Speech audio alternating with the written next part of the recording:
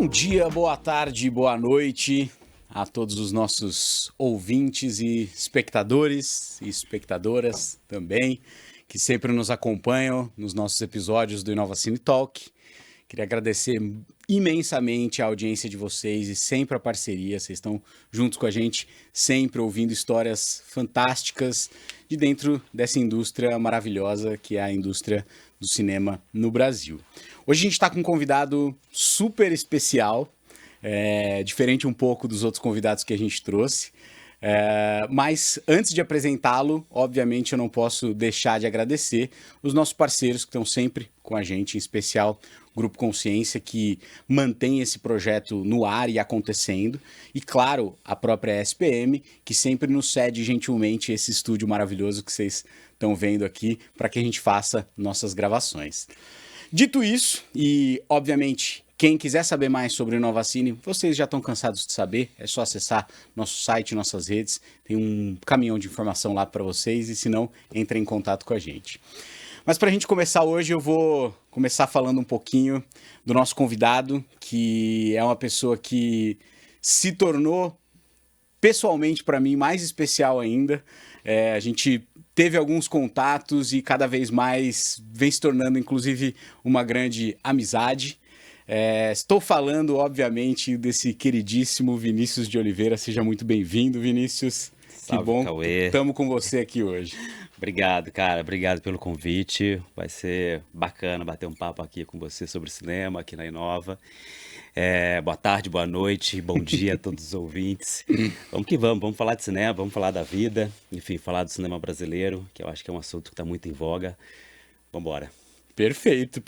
E pra gente começar, eu gosto sempre de começar as histórias do começo, né? E, obviamente, o começo cara, conta um pouco pra gente.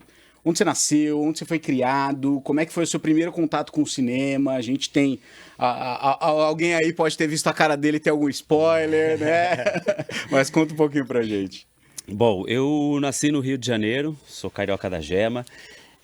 Criado na favela, no Complexo da Maré, até meus 12 anos de idade. Enquanto eu morava lá, eu trabalhava como engraxate no aeroporto Santos Dumont, lá no Rio.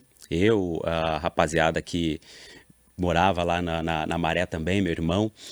E até que um dia, enfim, eu estava lá dentro do aeroporto, né, trabalhando, tentando achar algum cliente, até que eu vi o Walter Salles por lá, dando sopa, digamos assim. Ele estava na fila da lanchonete. Ele tinha parado para fazer um lanche, ia pegar um voo aqui para São Paulo. Ele era o último da fila, e aí eu fui me aproximando até ele, né, para ver se conseguia, de repente, engraxar o sapato do homem. Não sabia, evidentemente, que era o Walter Salles, né? Mas chegando mais próximo, eu reparei que ele estava de tênis, não estava de sapato. Aliás, o Walter, eu acho que quem acompanhou um pouco do Ainda Estou Aqui, né, a campanha, do jeito que ele se veste, tirando a parte da obrigação do terno, ele é um cara muito low profile, né, bem tranquilão, calça jeans, camisetinha e tênisinho. E aí, reparando que não dava para engraxar o tênis, pensei, cara, acho que eu vou pedir para esse cara me pagar um lanche, né, de repente. Quantos anos você tinha, Vinícius? Ali tinha 10 para 11. 10 pra 11. Ia fazer 11.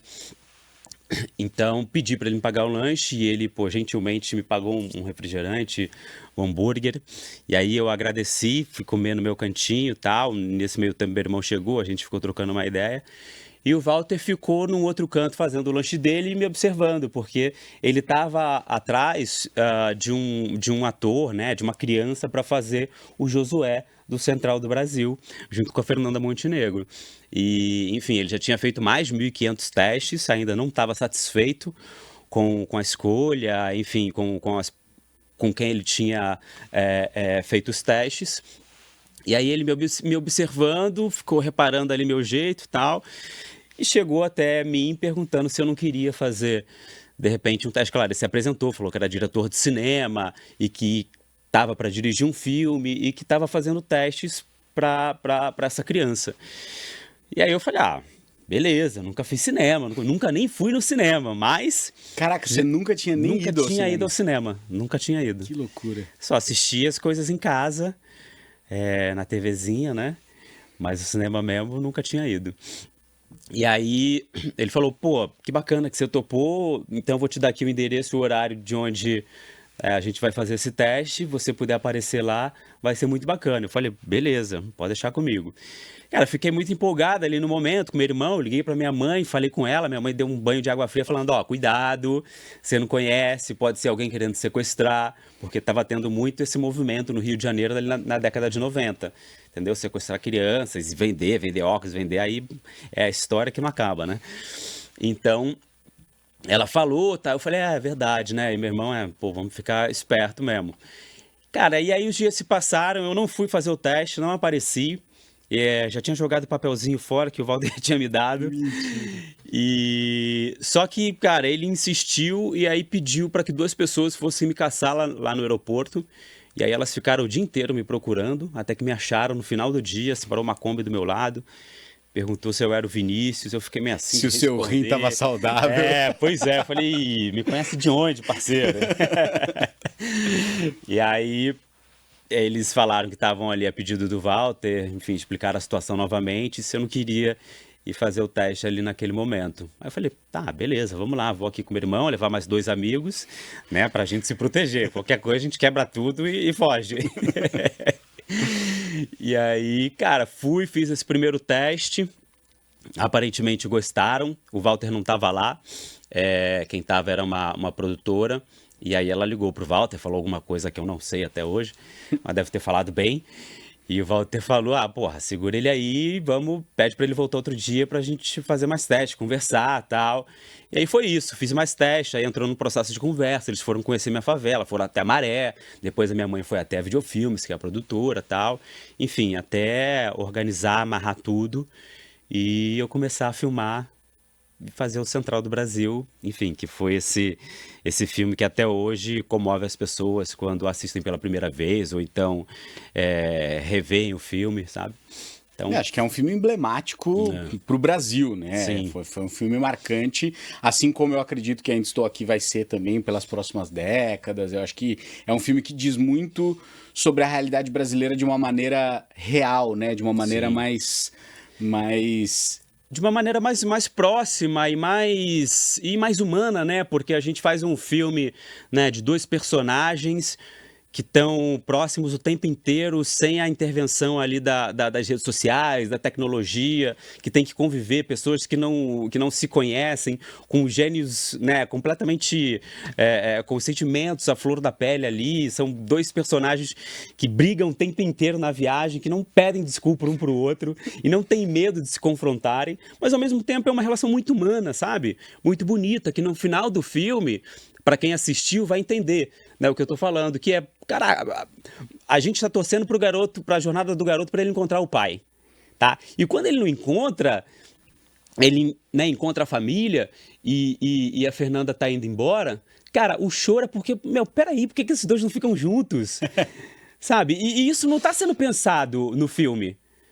O espectador não tá pensando nessa possibilidade deles ficarem juntos, tá pensando, não, ele vai encontrar o pai e tá tudo certo. Entendeu? Então, cara, essa coisa da proximidade dos 2, né, da empatia que vai sendo criada, tem uma antipatia e uma empatia que vai sendo criada ao longo do filme, essa proximidade, eu acho que isso é muito bonito, né, que envolve o espectador de uma forma muito profunda, que o espectador fica emocionado, né, no final do filme, né, com a Fernanda redigindo aquela carta, lendo, eu indo atrás dela, enfim. Para quem assistiu o filme sabe o que eu tô falando. Aquela música bonita. Enfim, então acho que o Central é muito, muito emblemático nessa coisa da humanidade, né? Coisa que a gente perdeu muito com a questão das redes sociais hoje em dia. E traz uma série de simbologias. A própria escrita é uma grande simbologia da alfabetização do Brasil, de como que toda essa construção acontece, né? E uma pergunta que eu queria te fazer, é claro que a gente não tá aqui para explorar só Central do Brasil, porque Vinícius de Oliveira é muito mais do que Central do Brasil, mas naturalmente a gente precisa começar por esse primeiro passo, né? Que de fato foi emblemático e foi a sua entrada, né, nesse universo tão diferente, tão jovem, com pouca ou nenhuma experiência, como você colocou. Nenhuma, né? Como foi esse processo para você, em primeiro lugar, de atuar sem nunca ter atuado e depois desse momento, né? Esse processo, de certa forma, de fama, de holofotes, de Festival de Berlim, de Oscar, Como que foi para uma criança de 12 anos lidar com essa situação, né? Tanto a expectativa de um bom desempenho, né, como ator, mesmo sem ser ainda, né? E o pós de tudo isso, como que isso mexeu com você? Cara, primeiro, a questão da atuação, o Walter gosta de trabalhar num lugar muito realista, né, de atuação. Muito verdadeiro, assim, sem estereótipos, sem uma criação externa de personagem. E, e aí, nesse lugar, era mais tranquilo, assim, de poder atuar, de poder fazer as cenas, de trabalhar com a Fernanda. Porque o Walter vinha, falava comigo mais ou menos do sentimento ali e falava, faz do seu jeito, faz do seu jeitinho, entendeu? E aí eu acabava, né, colocando o meu jeito de ser. Eu, que basicamente esse era o caminho, o que tornava tudo muito mais fácil. E a Fernanda ali também de boa, entrava no jogo, entrava na minha onda, entrava na onda do personagem, e aí criava essa relação, criava esse embate. E o pós disso tudo, cara, pra mim foi de uma certa forma tranquilo, apesar de ser tudo muito novo e tudo muito grandioso, né, de certa forma. Porque é isso, Festival de Berlim, porra, primeira vez que eu vi o filme foi lá e 11 minutos de aplausos. E aí, depois que termina o filme, né, tem tudo isso, e a gente tinha que entrar no palco aí, Fernanda, porque não apresentava, antigamente não era no início, né, era no fim que a gente entrava. E aí, cara, eu fiquei, porra, lá atrás, não sabia o que fazer, e a Fernanda falou, vai lá, entra, Vinícius, sua vez. Eu falava, não, vai você, Fernanda.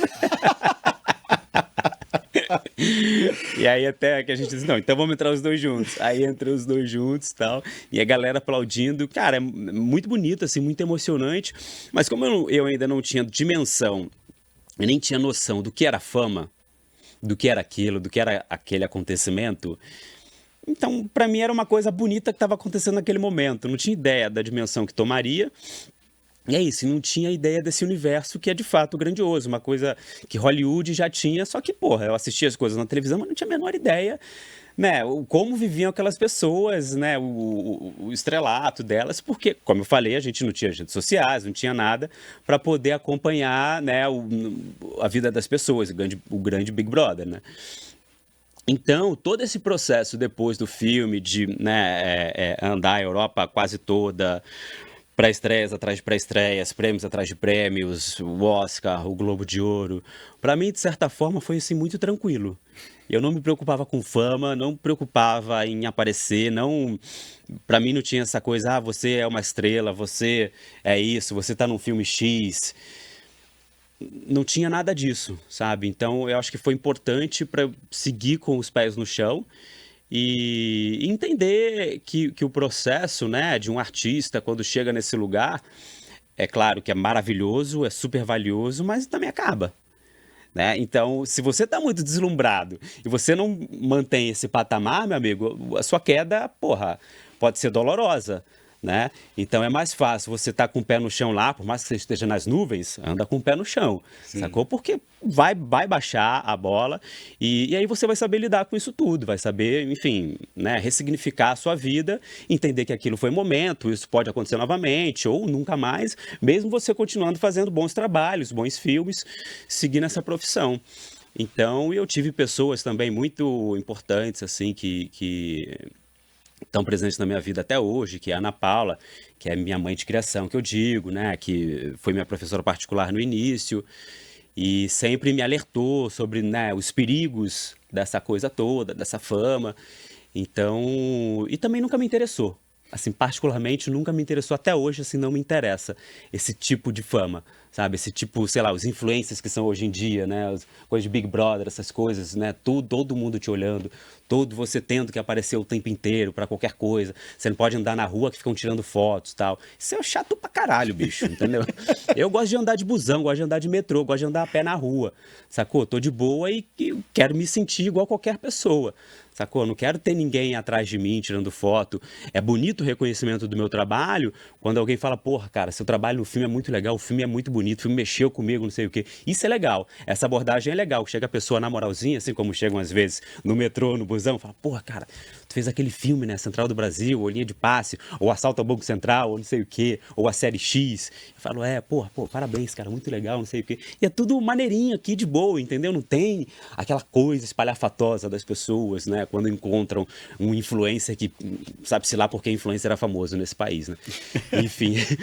Então, cara, pra mim é isso, esse movimento foi o que rolou e é como eu gosto de seguir minha vida hoje em dia. E você colocou duas palavras aqui que pra mim ressoam muito bem e são diferentes apesar de pouca gente perceber, que é fama e reconhecimento. São coisas distintas, São. né? E eu acho que você exemplificou muito bem aqui essas duas, né? Então, pô, reconhecimento, bacana, você tá reconhecendo o trabalho. Fama, de tirar uma foto porque você me viu no outdoor, isso não serve de muita coisa, né? Acho que é um pouco dessa questão, né? E justamente falando de reconhecimento e não fama, né?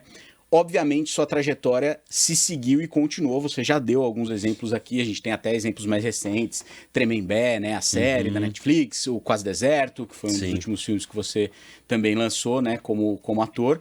Tremembé da Prime Video. Da Prime, perdão. Eu cometendo uma gafe aqui. Mas, justamente, você teve diversos outros projetos. Depois dessa saga, vamos dizer assim, pós-Central do Brasil, depois que a poeira baixou, como que sua vida seguiu? Cara, seguiu, pra mim, foi um mundo que se abriu, assim, um mundo como um todo mesmo. Primeiro, acho que dentro das artes, né, você tá nessa profissão, tá nesse lugar, né, hoje em dia eu me considero muito mais um artista do que somente um ator, né, porque eu consigo explorar outros universos dentro dessa coisa do audiovisual, que é onde eu transito mais. E aí é um universo que sempre me encantou, assim, pela possibilidade de pensar além da caixinha, da possibilidade de criação, da possibilidade da gente viajar. Eu sempre digo que o cinema, o audiovisual no geral, é a arte do possível. É onde você pode, né, pirar e criar coisas e você, de certa forma, vai ter o seu público, menos ou mais, não interessa, mas pelo menos você está criando alguma coisa que te faz bem. Né? Então esse universo assim sempre me encantou e é onde eu me reconheço muito fortemente. E a possibilidade também de olhar o mundo de um prisma diferente, porque a partir do momento você tem a possibilidade, né, de andar pelo mundo, pelo esse universo das artes que te abre a cabeça para uma certa criação de ideias, você consegue enxergar o mundo dessa maneira um pouco mais ampla também, de uma maneira que você consiga distinguir situações, coisas que, porra, um monte de gente bitolada hoje em dia não conhece, não consegue, e que é tudo muito mais simples, sabe? Então, eu acho que eu me tornei essa pessoa, assim, nesse lugar de olhar o mundo de uma maneira muito ampla, muito possível E muito consciente, né? Consciente e humana, né? Porque, enfim, hoje em dia a gente, cara, tem diversos olhares, mas né, as pessoas hoje em dia ainda fazem guerra, bicho. Sabe? Atacam outros países, dizima crianças, entendeu? Não faz o menor sentido, né? Pra gente que tem o mínimo olhar humano, não faz o menor sentido, velho. Assim, então eu acho que ter feito o filme, né, ter tido essa possibilidade de viajar ao mundo, conhecer pessoas e pessoas de todos os níveis sociais, me deu essa possibilidade de entender, inclusive, como é o funcionamento do mundo, como é o pensamento das pessoas, como funciona o sistema capitalista que a gente está hoje em dia, que não é o que eu bato palmas, mas infelizmente é o que a gente vive, eu vivo nele, não nego. Mas eu tenho uma consciência sobre o que é, né? Sobre o que é ser muito rico, sobre o que é ser classe média, sobre o que é ser pobre, sobre, sabe, diversas situações que tá na nossa cara e a gente, né, tá sempre tentando lutar. Eu acho que a arte entra muito nesse lugar de tentar lutar por um mundo melhor, né? De trazer uma coisa diferente para o espectador, né? Fugir de uma certa forma da rotina, né? Por exemplo, quando a gente faz um filme, né? Eu faço um filme, eu quero fazer para o máximo possível de pessoas para que elas, né, possam ir ao cinema, esquecer a vida dura, né, de trabalho que tem durante a semana e, cara, ficar ali imerso vendo aquele filme e pirar na batatinha, se emocionar, sabe? Rir, se divertir, chorar, enfim. Então, eu acho que ter feito o filme, né, me abriu esse leque de possibilidades, assim, essa visão mais clara da vida, digamos assim. Boa. E você trouxe um ponto que eu acho interessante também da gente tocar aqui, que é o audiovisual como arte ou como indústria, vamos chamar assim, né? Perfeito. Como mercado. É uma discussão que está muito em voga hoje em dia, até tem o pessoal do FICA também, que é a Federação da Indústria do Audiovisual, que também vem trazendo muito essas discussões. Como que você enxerga essa distinção ou não distinção do que é arte, do que é indústria, como que isso se mescla ou não se mescla? Como que você enxerga isso? Cara, eu acho que na verdade a distinção é arte e entretenimento. Perfeito. Porque a indústria é algo para mim muito grande, que eu acho que a gente deveria, de fato, ter uma indústria do cinema nacional, porque é muito potente. E aí nessa indústria, cara, a gente consegue incluir qualquer coisa. Qualquer tipo de cinema, qualquer gênero. Sabe? Porque é isso, é um segmento gigantesco, onde vai estar sempre empregando pessoas, né? A rotatividade da grana vai estar ali, né? A gente vai estar alimentando a economia de alguma forma, e tudo isso a gente está fazendo audiovisual. Né? E aí as pessoas têm a possibilidade e o direito de escolher que tipo de filme ela quer ver. Se é um filme mais artístico, se é um filme mais cabeção, se é um filme mais de entretenimento, que você só vai lá, entrar no cinema, assiste, ri ou chora e sai de boa, ou se é um filme reflexivo, que te faz pensar na vida, te faz pensar em alguma coisa. Acho que isso tudo é uma mesma coisa, sabe? A indústria tem que saber abarcar tudo isso, entendeu? E eu acho que é onde a gente falha, talvez, aqui no cinema brasileiro, né? Tem muito, eu acho que hoje em dia até tem menos, né? Sabe, os filmes de arte, os filmes de entretenimento, as grandes comédias e tal. Pra mim, bicho, tem que estar todo mundo no mesmo barco. O Festival de Cinema, pra mim, tem que ter, né, do filme mais cabeção às grandes comédias, do filme mais bobo, do filme de ação que seja, sabe? Porque com um país desse tamanho, com tanto potencial, com tanta cabeça pensante, sabe? Eu acho que tentar esticar essa corda é muito pior. É muito melhor se tá todo mundo junto, né? Porque aí a gente a gente acaba falando do cinema brasileiro de uma forma muito plural, como é o cinema mundial, bicho. Não, Entendeu? e acho que até acrescentando nessa fala, existe um preconceito, né, da sociedade que existe o filme de arte e o filme comercial. Não, peraí, todos os filmes precisam dar resultados comerciais, Exatamente. porque senão eles não sobrevivem, afinal, né? Então não é exato. porque ele é um filme mais cabeção que ele não precisa dar um resultado comercial, e vice-versa. Então acho que assim, precisa se olhar para a indústria do audiovisual como um todo nesse sentido. Então o filme pode ser mais ou menos reflexivo, mas em alguma medida ele vai precisar dar um resultado, né? Então, Exatamente. acho que esse é um ponto pra gente sempre olhar quando a gente fala de cinema e de construção, porque senão a gente cai naquele espaço que é um espaço de críticos que, na minha opinião, nem deveria ser chamado de críticos, né, nesse sentido, mas que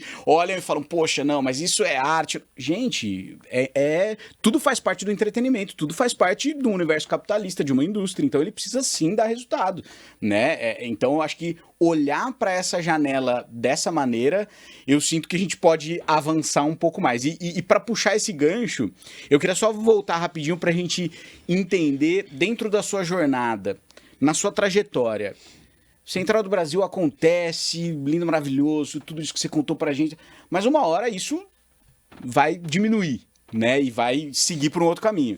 E aí, o que aconteceu com você? Você foi estudar nessa época? Você ainda fazia colégio? Como é que foi esse processo? Você se formou no colégio, você foi fazer faculdade? O que aconteceu nesse processo?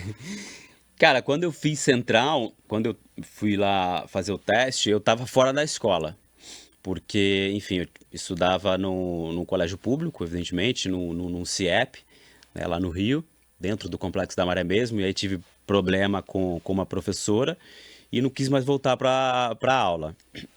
E aí a condição de eu fazer o filme, né, que a produtora me colocou e junto com o Walter, foi fazer e depois voltar a estudar. Legal. Né, e num colégio particular onde a produtora bancaria os meus estudos. Que legal. E aí, logicamente, eu aceitei, minha mãe aceitou e tal. E assim aconteceu, né? Eu voltei a estudar, e aí foi quando eu conheci a Ana Paula, né? Que eu já citei aqui, que foi pela primeira vez minha professora particular, porque, enfim, estava um tempo sem parado, ia entrar num colégio particular, um pouco mais difícil e tal, então uma professora para dar esse reforço. E assim segui, estudando, fazendo outros trabalhos na TV, fiz novela, fiz programas educativos, enfim. Teve um momento ali que as pessoas ficavam muito de olho em cima da minha pessoa, daquela criancinha mais ou menos bonitinha. Mais ou menos. Mais ou menos. Simpática, aquela criança Simpática, simpática. E, enfim, aí me formei na escola, fiz curso de teatro também, entrei para a faculdade no Rio, na PUC, para fazer cinema, mas não estava muito satisfeito lá, porque era muito misturado com jornalismo, né? Então eu tinha todo o primeiro período de jornalismo e depois que ia para cinema. E, ao mesmo tempo, tá no Rio de Janeiro, num determinado momento, não me bateu bem, assim. Porque o Rio de Janeiro tem um movimento muito devagar, é muito provinciano, que aquilo não me enchia os olhos. Sacou? Eu não queria ser um carioca legítimo, clássico, que ficava ali, porra, tá tudo certo, vou pra praia, pai, né? Se aparecer um trabalho, apareceu, se não, vida que segue. E aí eu pensei muito em vir pra São Paulo. Isso você tinha quantos anos? Isso, cara, eu tinha já 18, tava pra fazer o Linha de Passe, que é um filme também do Walter Salles e da Daniela Thomas. E fiz o Linha de Passe aqui em São Paulo, e aí no ano seguinte eu mudei pra cá. Fui fazer vestibular na FAAP para entrar em cinema, passei. Mas também não me formei na FAAP, cinema, porque também estava achando tudo muito teórico, tudo muito chato. Enfim, eu já vinha de sets de filmagem, já, né, entendia o que era o cinema de verdade, que é muito para além da teoria. Eu acho que a teoria é fundamental, sem dúvida nenhuma. Mas a prática é onde você aprende de fato a fazer cinema, né? Se você quer ir pro set, quer meter a mão na massa, cara, você tem que ter prática. Senão, só ficar na teoria, esquece, você não vai aprender. Porque o ritmo é outro, as pessoas, o movimento e tal. Então, acabei saindo e fui fazer gastronomia. Mentira. Juro, na Anhembi Morumbi. Mas nem fui muito adiante porque fiz 6 meses só. Porque eu acabei sendo chamado para protagonizar uma série chamada Santo Forte, uma das primeiras séries a primeira série da EXN, e no Rio de Janeiro, enfim. Nessa época eu já estava com meu primeiro filho. Já estava com meu primeiro filho. E aí fui pro Rio com a minha ex-mulher, enfim, ficou grávida do segundo. Aí a vida, né, desandou para a questão dos estudos.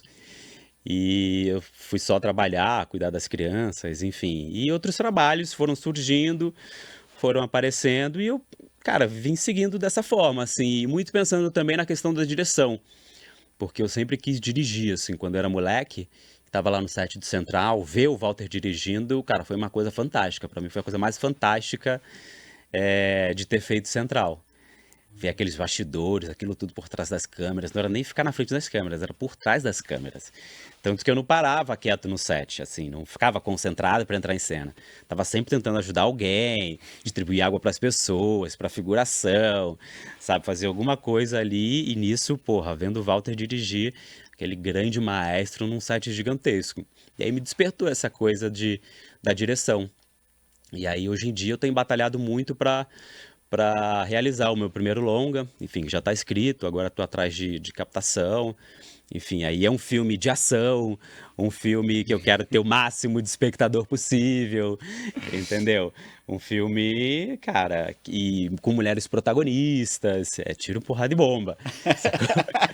Porque, enfim, minha grande referência quando era moleque era os filmes de ação, né?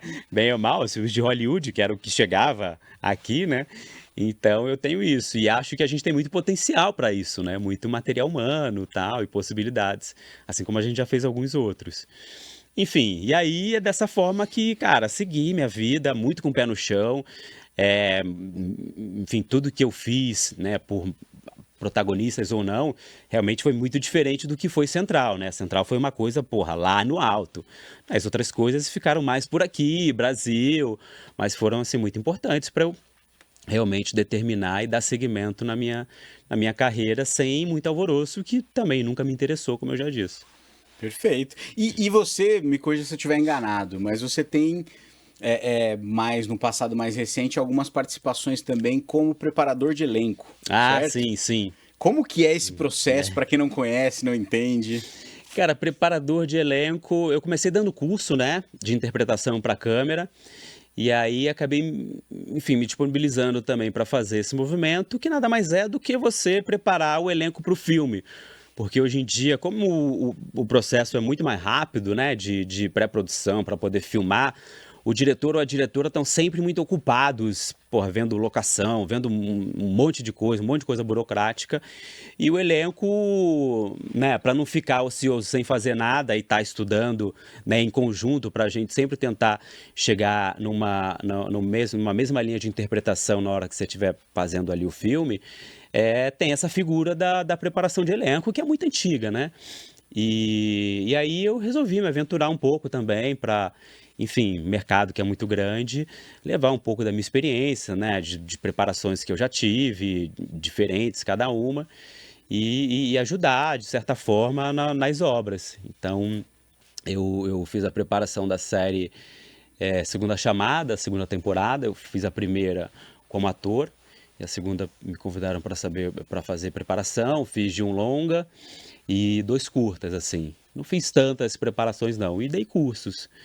Mas estou aí, estou disponível. Mas também é uma coisa que eu tenho ido pouco atrás, assim, da preparação hoje em dia. Eu estou realmente mais focado também na questão da direção. Como eu tenho feito, né, de certa forma, estou no movimento legal de atuação, né, de trabalhos, né, um seguido do outro, então talvez não tenha tanto espaço para também trabalhar a coisa da preparação. Então estou preferindo focar na direção, né, nesse filme que eu escrevi e tentar, né, juntar o máximo de pessoas possível no entorno para poder realizar o quanto antes, até 2027. Ó, roteiro, direção, Vinícius de Oliveira, aí. Tá vendo? Aí eu quero você aqui nessa mesa de novo pra gente fazer o lançamento desse Lógico. daí, ó. Por favor, vamos que vamos. Muito bom, muito bom. E você tem naturalmente uma presença muito forte no audiovisual brasileiro, né? Claro que muitíssimo forte no cinema, mas também de outras, né, em outras linguagens, né? Então séries, enfim, outras questões também. Como que você enxerga primeiramente, quando a gente olha para cinema aí especificamente, o cinema nacional do Brasil? Você enxerga que tem alguma coisa que pode melhorar, tem algum gap que a gente ainda tem? Olhando para toda a cadeia, né? Tanto produção, distribuição e exibição. Eu sei que essa sua resposta vai render meio podcast aqui, porque a gente fala muito sobre isso. Sim. Mas conta um pouco de como que você enxerga o cinema brasileiro hoje em dia, né? Cara, enfim, aqui dentro do Brasil a gente ainda passa perrengue, né? Digamos assim, porque a gente tem muita dificuldade de levar público para as salas. De certa forma, tem um estigma da população sobre o filme brasileiro, né? Que acha que filme brasileiro é tudo porcaria, e porque acha também que só tem uma linha de filme brasileiro, né? Ou é comédia pastelão ou é filme cabeção. Exatamente, né? As pessoas não conseguem enxergar um todo.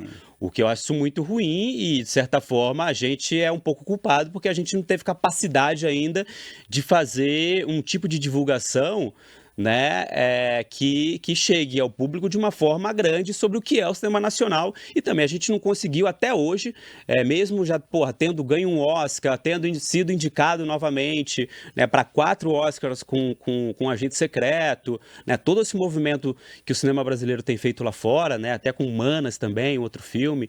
Enfim, nos últimos 5 anos a gente tem tido, cara, filmes que tem bombado pra caramba lá fora, uma grande possibilidade da gente trazer isso aqui para dentro e saber capitalizar. Eu acho que a gente não soube capitalizar, não está sabendo, né? E aí é muito ruim porque a gente não consegue fazer com que o público enxergue o potencial, o nosso potencial.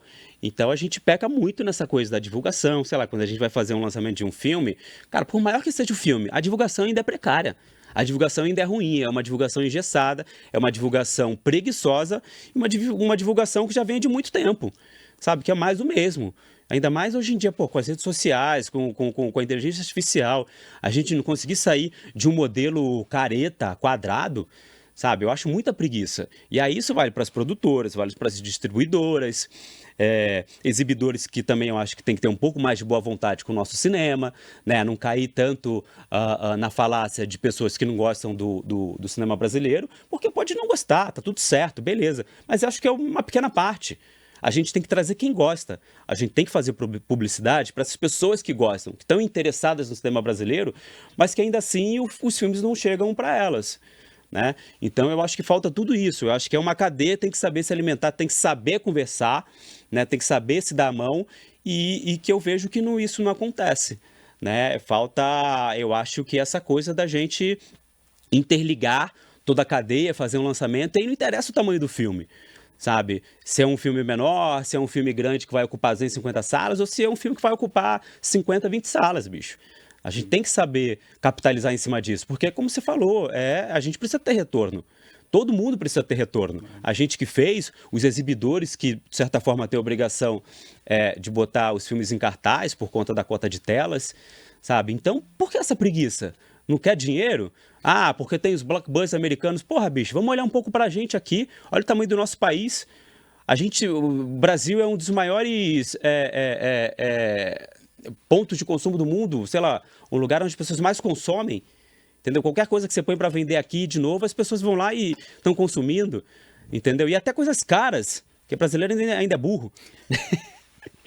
Gosta de comprar coisa cara, gosta de não sei o quê, sabe? A gente vive num país que é muito caro, mas ainda assim o povo vai lá, gasta dinheiro, sabe? Então eu acho que falta isso, cara. Falta esse olhar mais amplo, boa vontade, entender os movimentos, não ficar com preguiça, né? Tem pessoas que vão lançar um filme pequeno e falar, vamos fazer aqui o básico, o mínimo. Esse filme não dá muito público, é um nicho muito pequeno. Então só joga lá em 2, 3 salas de cinema e tchau. Cara, isso é um desserviço, bicho. Pra que eu, como ator, tô me dedicando, perdendo um puta tempo pra fazer um filme, para na hora da distribuição a pessoa ficar com uma preguiça do caramba pra distribuir meu filme? Porra, aí não faz sentido, entendeu? Eu não quero... A gente tá trabalhando muitas vezes com dinheiro público, eu não quero pegar esse dinheiro público assim.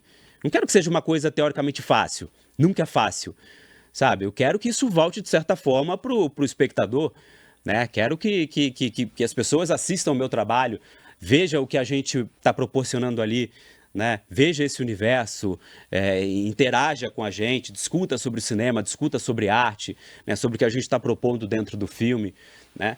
Então, é isso. Eu acho que é uma falta de... Não é falta de interesse, né? Interesse as pessoas têm, mas é uma falta de proatividade, né? As pessoas não são proativas, ficam no mais do mesmo. Ah, não vai dar certo. Vamos ver. Pode ser assim, pode ser difícil. Querido, vamos arriscar, bicho, tá? Mais do que na hora. O cinema é potente, a gente é super reconhecido lá fora, ganha diversos prêmios. E porque aqui dentro fica nessa lenga-lenga, sabe? Vamos fazer dinheiro, dá para ganhar dinheiro com um ingresso mais barato, entendeu? Vamos encher as salas de cinema, ao invés de botar, 10, 15 pessoas, o ingresso de R$ 40, vamos botar 80, 100, com preço de 10, 12 reais, entendeu? Vamos fazer esse movimento, cara. Vamos divulgar, vamos, sabe, saber falar com as pessoas, saber se comunicar, saber sair um pouco do nicho, sair do mais do mesmo, entendeu? Vamos aproveitar o movimento, vamos aproveitar que a gente tá sendo ainda mais visto lá fora, que os Estados Unidos abriram as portas pra gente, porque o nosso cinema sempre foi muito, muito forte na Europa, né? As grandes premiações, né? Cannes, Berlim, Veneza, a gente sempre teve lá. Né? A gente sempre foi muito, muito querido lá fora. Agora, nos Estados Unidos, um pouco menos. Mas são já 2 anos seguidos que os caras, estão ali, felizes da vida com o nosso cinema, os nossos artistas indo pra lá, as pessoas vindo pra cá fazer filme, fazer série. Né? Netflix acabou de lançar uma série, Homem em Chamas, que, tudo filmado aqui no Rio de Janeiro, ou parte, enfim, com metade do elenco, ou sei lá, 30% do elenco brasileiro, elenco nacional, sabe? Então as pessoas estão olhando pra gente, sabe? O que falta é a gente fazer com que o público brasileiro nos abrace, né? Nos faça esse afago gostoso. Você falou muita coisa que eu vou puxar alguns ganchos aqui, mas uma delas que eu acho que é bem interessante, quando a gente fala, né, da questão do financiamento da produção dessas obras. É um tema extremamente polêmico, né? Porque uma parte das pessoas acredita que esse financiamento, sem ele, seria impossível ou dificílimo construir cinema nacional. E uma outra parte diz, mas será que esse financiamento não gera essa falta de interesse ou essa questão de, vou fazer aqui meu básico porque eu não preciso do retorno mesmo, né? Esse dinheiro é não reembolsável. Como que você enxerga essa polarização, vamos dizer assim, principalmente quando a gente fala de financiamento não reembolsável, né? Cara, não reembolsável entre aspas, né? Porque isso nem é possível. Porque a partir do momento que a gente ganha esse dinheiro e tal, todo mundo está pagando imposto. Sim, sem Então tá dúvida. tudo Sem voltando. dúvida. E, de uma certa forma, vai todo mundo gastar esse dinheiro.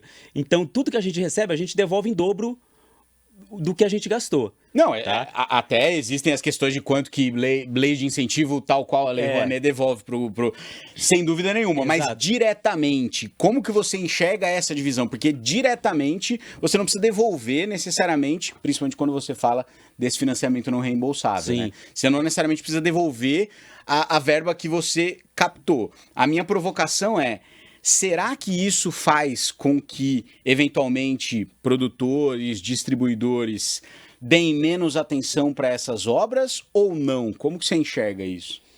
Cara, eu acho que não, bicho. Eu acho que não, porque, enfim, é uma galera já de muito tempo, até mesmo as pessoas novas, enfim, a gente tem um compromisso, né, de fazer alguma coisa bacana, pô. A gente tá pegando dinheiro público, né, de imposto das pessoas, então eu acho que a gente se sente nesse lugar. Pelo menos é o meu sentimento. Posso realmente estar errado em algumas pessoas, pode ser que não, que as pessoas querem pegar dinheiro e fazer como em qualquer lugar, né? Seres humanos ignorantes a gente tem em todas as áreas, em todos os lugares e todos os lados. Mas eu acredito que a grande maioria, né, tipo, para mais de 90%, tem esse lugar de preocupação, né, e pensar que realmente o filme pode ser que dê uma bilheteria. O que eu acho delicado é quando chega na hora da divulgação do filme. Que aí também é isso. Quando a gente pega esse primeiro dinheiro, é para produção, tá? E finalização. Perfeito. Não é nunca um dinheiro para divulgação. O dinheiro da divulgação, se for tudo fomentado, você tem que entrar em mais um edital de distribuição com a distribuidora, e às vezes você dá sorte de ganhar, às vezes não dá sorte, às vezes, enfim, hoje em dia tem vários critérios que se você tem a nota mais alta, mas você não entra no critério X, você não ganha esse aporte para distribuir o seu filme, como foi com Quase Deserto. Perfeito. A gente entrou em alguns editais, a gente ficou em primeiro em 2, teoricamente com nota, mas a gente não cumpria certos requisitos que, enfim, para a gente não faz o menor sentido, né? Nem para a gente, não só do filme, mas para a indústria, né? E aí o filme não foi contemplado. Então fica um pouco mais difícil também de trabalhar sem grana, porque é isso, né? Não tem jeito, tudo exige grana. E se não tem, as pessoas têm a dificuldade de usar a criatividade, né? Só querem achar que a criatividade só vem com dinheiro nas mãos. E quando não é verdade, né? A gente consegue trabalhar, né, sem dinheiro, como eu já disse, hoje em dia com as possibilidades da inteligência artificial, né, redes sociais e tudo mais, a gente consegue dar uma viajada, dar uma pirada. Mas, com a falta de grana, ninguém quer fazer nada. Todo mundo fica ali muito acomodado e pensa, já cumpri, já o meu, a gente já filmou, o filme vai ser lançado ali em meia dúzia de salas, que é a cota que tem que cumprir também, né? Porque você filma e tem que ser lançado no cinema em X salas, em X tempo, e é isso. E aí cumpre tabela. Eu acho que quando chega nesse momento que as pessoas veem que não tem grana, aí rola essa acomodação, sabe? Que aí pra mim é irritante.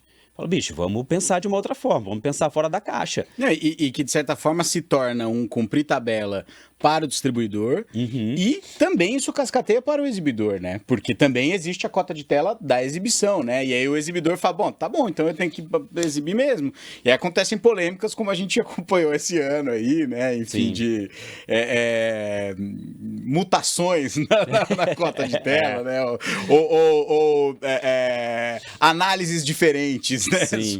Sobre o porquê que ela existe e o pra que ela existe, né? Que esse é um tema que eu acho que é interessante também rapidamente da gente tocar, porque por um lado, diversos países no mundo trabalham com cota de tela para filme nacional, França, Coreia do Sul e tantos outros, Índia, enfim.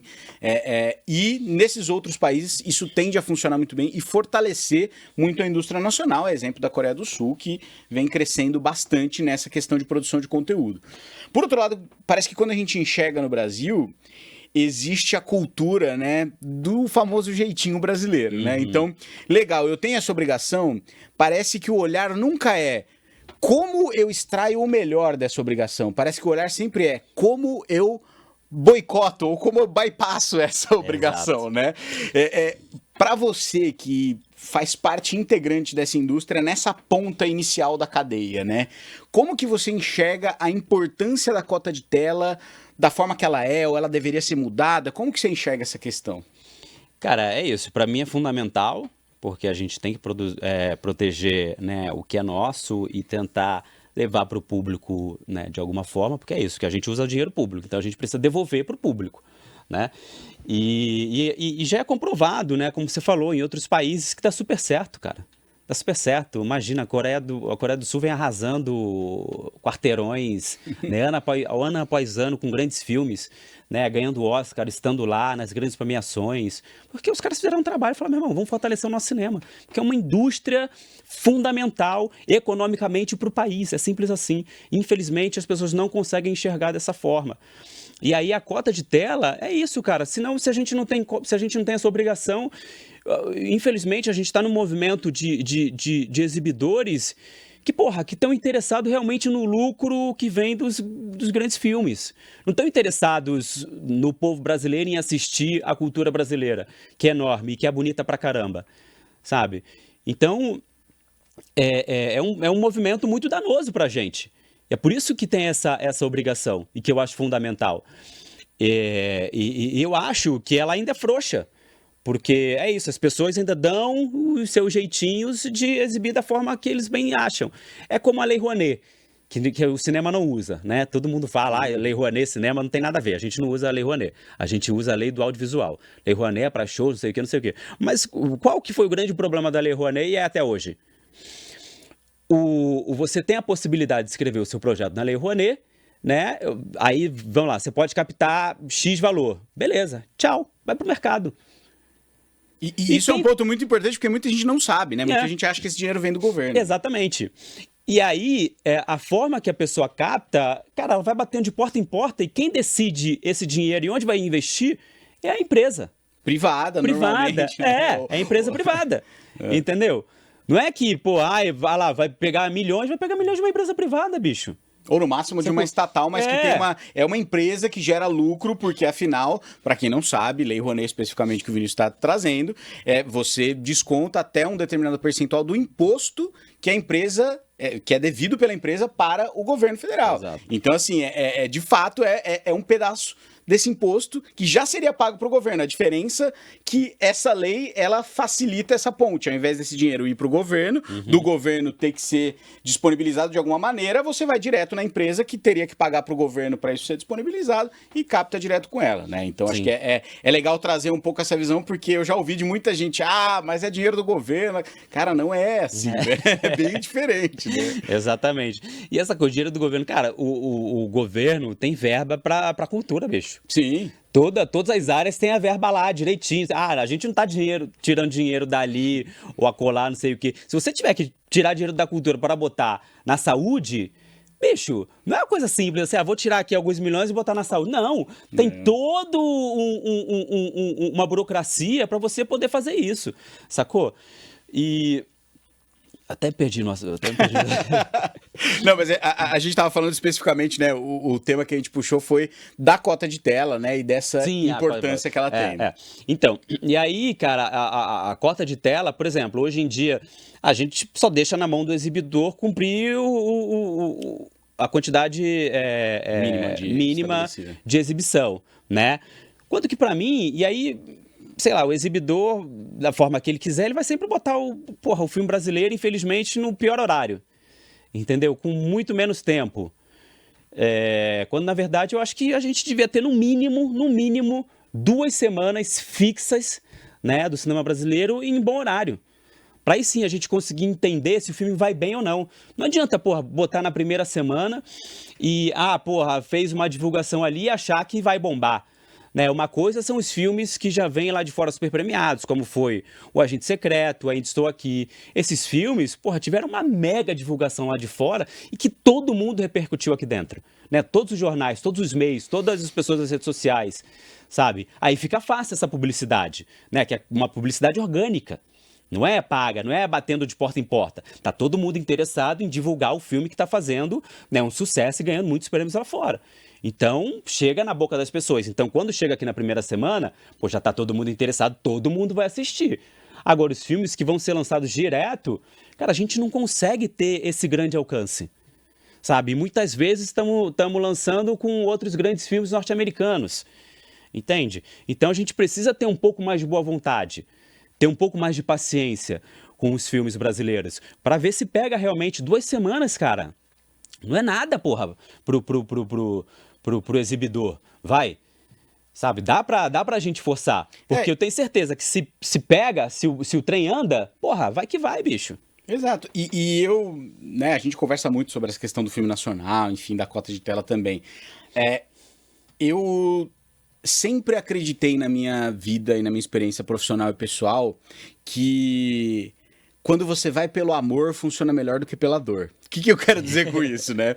Pra mim, o conceito, eventualmente, e eu aqui, né, palpitando aqui, gente, vocês me desculpem, mas é o momento da gente dividir as ideias. Mas, pra mim, a cota de tela, ela funcionaria muito melhor se ela tivesse mecanismos de incentivo ao invés de mecanismos de punição.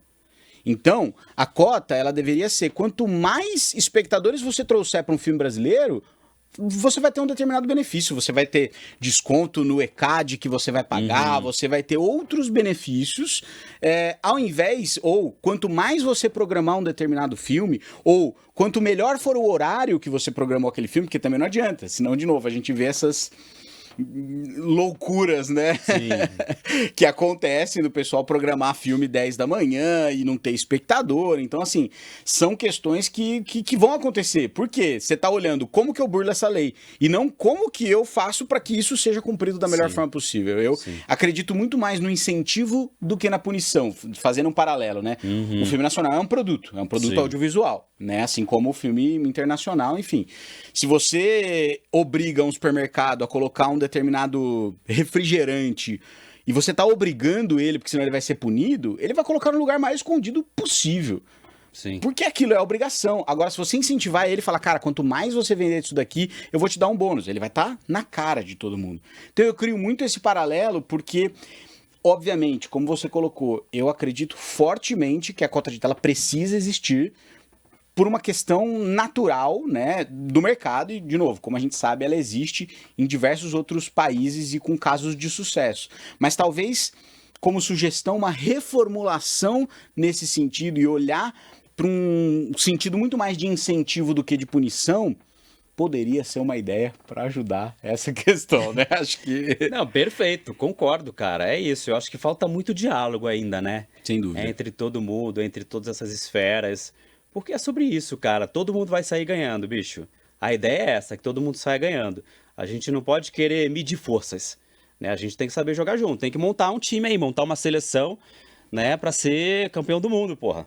E essa dificuldade de diálogo, ela acontece e ela prejudica tanto, obviamente, o cinema nacional quanto o internacional. Ela prejudica a cadeia como um todo. E apesar de ser muito latente aqui no Brasil, é um problema global. Essa dificuldade de comunicação entre os entes, né?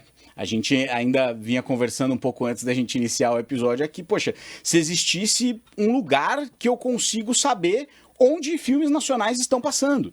Perfeito. Seria super interessante, né? Ter uma ferramenta como essa para que eu olhasse ali e falasse, poxa, eu adoro filme nacional.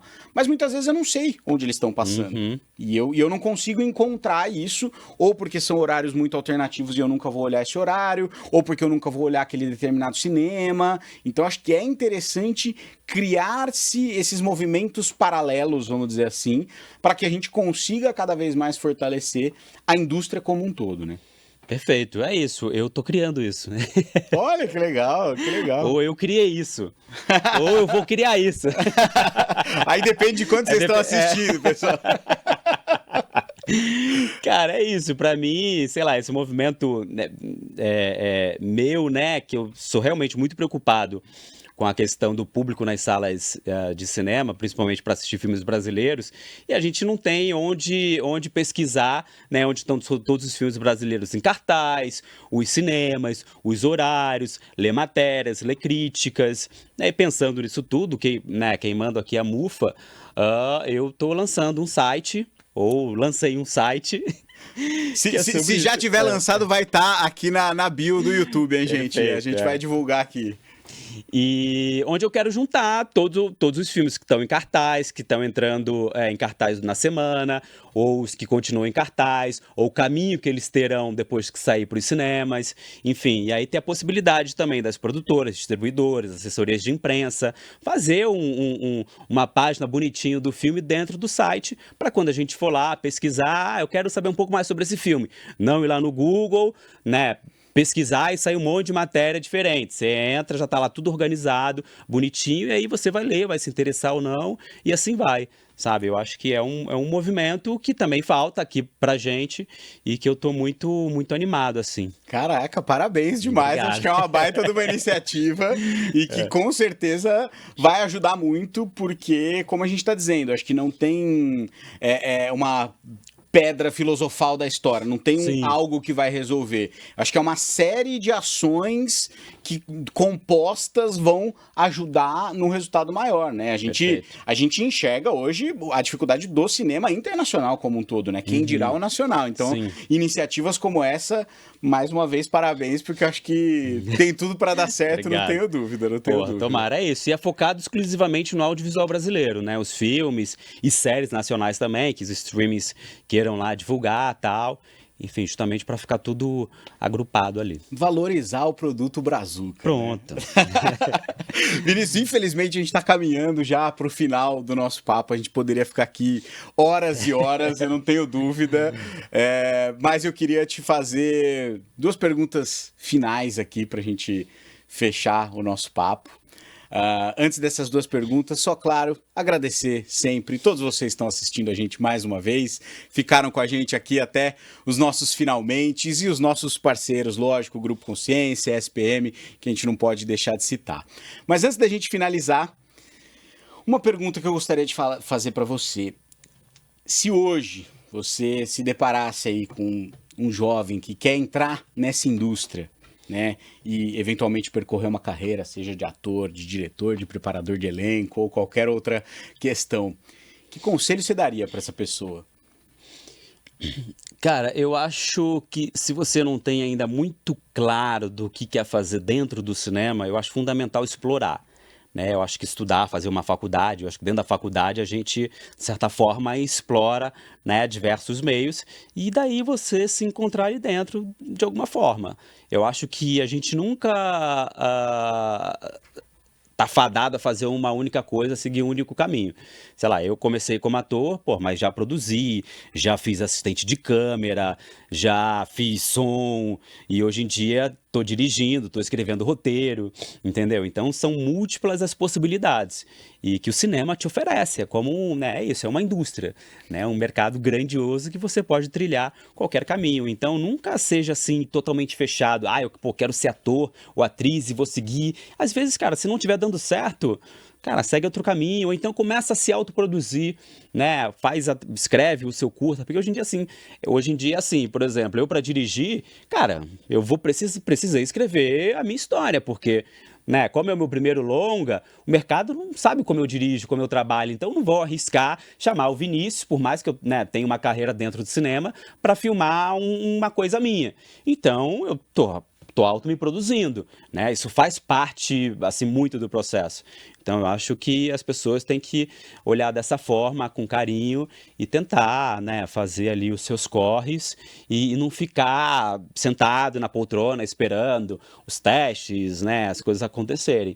Porque hoje em dia, com a tecnologia muito fácil nas nossas mãos, a gente consegue, juntar meia dúzia de pessoas, se a gente fez uma faculdade de cinema, e fazer um filme, fazer um curta, né? Se eu quero aparecer como ator ou como atriz, porra, escrevi o filme, vou dar pra alguém dirigir, ou então vou dirigir, mas vou estar lá, vou fazer o protagonista.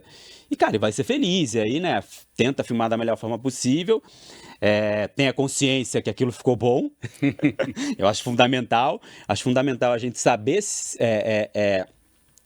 olhar no espelho e entender o nosso potencial. Tá? Não adianta a gente ficar batendo na tecla, pô, eu quero ser um ator, mas você é um ator ou uma atriz mediano.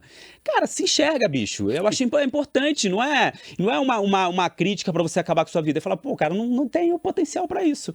E vou seguir pra outro caminho. Foi como eu fiz com o teatro. Assim, eu me vi no teatro e falei, bicho, o que eu tô fazendo aqui, meu irmão? Assim, não tem nada a ver comigo, o processo, não sou eu assim, não sou eu subo num palco e eu quero fazer cinema, quando na verdade tem que fazer teatro. Esquece, não dá, segui para outro caminho, e assim fui, sabe, me aposentei cedo do teatro, apesar de ter feito coisas muito legais, mas falei, cara, não é para mim, e aí tô seguindo, sabe, e aí tô seguindo essa coisa da direção, quem sabe mais para frente dou uma segurada aí na atuação também, enfim, mas eu acho que é basicamente isso, né, ter um olhar crítico e de possibilidades dentro do cinema, dentro do audiovisual. E experimentar, né? Acho que Experimentar, fundo, não, fundamental é isso. No fundo é experimentar. Muito bem, muito bem. E pra gente fechar nosso papo de hoje, maravilhoso, uma última pergunta. Vinícius, cinema pra você é?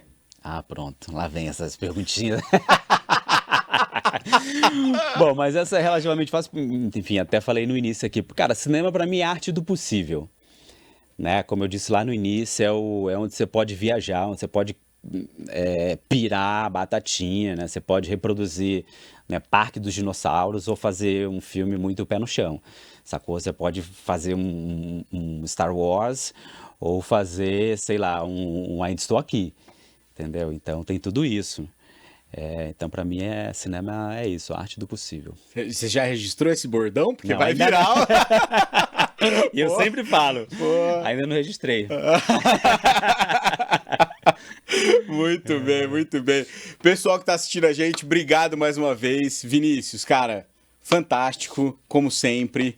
Obrigado demais por você estar com a gente hoje aí, dividir toda essa trajetória tão linda e que é muito importante de reforçar, apesar de às vezes existir um estigma, é muito mais do que Central do Brasil. Sim. Ou o Josué, né? O Vinícius é hoje um ator, diretor, roteirista, preparador de elenco e quase chefe de cozinha e tantas outras coisas. Esse cara multidisciplinar, multifacetado e, enfim, fantástico. Obrigado mais uma vez, cara. Pô, eu que agradeço, Cauê, a oportunidade, bater esse papo aqui gostoso. Obrigado pelo espaço da Inova e parabéns para vocês, né, que estão trazendo pessoas para debater sobre o nosso cinema e pessoas distintas da área, que eu acho fundamental, né, ter esses pensamentos para ver se a gente consegue interligar tudo e fazer de fato o cinema brasileiro como uma grande indústria.